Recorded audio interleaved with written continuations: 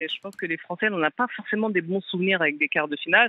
Et je pense qu'elles avaient ce petit stress. Et surtout, elles avaient ce stress de concrétiser, en fait, ce qu'elles avaient fait contre le Brésil. Parce que jusque-là, ça a été quand même des matchs très serrés, avec un peu de doute. Donc, je pense que ce quart de finale, en fait, j'ai l'impression que c'est le match qui a tout débloqué, quoi.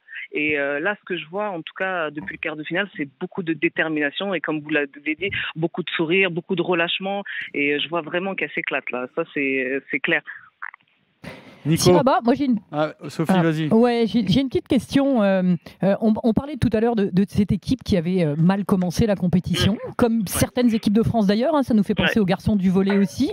Et je voulais savoir, est-ce que quelque part, ça peut pas être un mal pour un bien de mal commencer, d'être mis au pied du mur, de se remettre en question, d'aller chercher peut-être des ressources insoupçonnées, ou est-ce que ça peut pas donner... En fait, moi j'ai du mal à dire qu'elles ont mal commencé cette compétition, parce qu'en fait, déjà, faut se remettre un peu les équipes en fait dans le contexte international.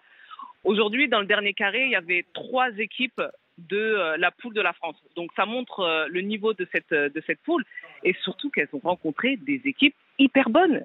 Et je trouve pas que ce soit forcément une mauvaise entrée dans la compète. C'est tout simplement qu'elles avaient des équipes hyper compétitives, hyper fortes, surprenantes comme la Suède. Et je pense que c'est ça, en fait, la difficulté, elle était là.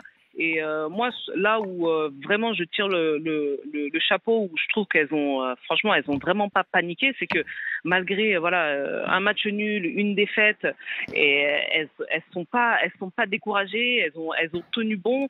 Et c'est pour ça, encore une fois, j'en reviens sur le quart de finale. C'est pour ça que là, après le quart de finale, voilà quoi, elles ont tout lâché quoi. Donc non, je dirais pas qu'elles ont fait une mauvaise première partie. Nico, Paolo Orsi. Avec Siraba. Oui, Siraba, tu étais en finale à Rio en 2016. Est-ce que tu sens que cette équipe a vraiment progressé dans l'approche de l'événement? C'est vrai qu'à Rio en 2016, on vous sentait déjà tellement heureuse d'avoir une médaille que vous n'étiez pas vraiment focus sur l'or. Bien sûr que vous vouliez la gagner cette finale, mais c'était déjà un accomplissement en soi d'avoir l'argent. Là, c'est différent. Ah, totalement différent. Le contexte est complètement différent. À Rio, ça faisait des années que l'équipe de France n'avait pas remporté de médaille. Donc, au-delà de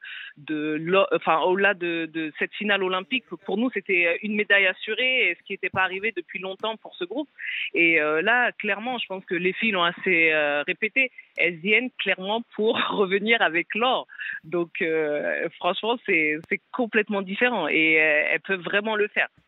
Tu le sens bien, ouais? Tu sens que ça va le faire face aux Russes?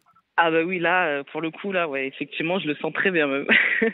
Je le sens très bien. Alors, je vois beaucoup de détermination, je vois beaucoup de confiance. Je trouve que sur tous les postes, tout le monde est au rendez-vous. Franchement, il y a quelque chose, quoi. Franchement, il y a quelque chose. Et je les connais. Elles vont pas se laisser avoir une deuxième fois par les Russes. J'y crois pas.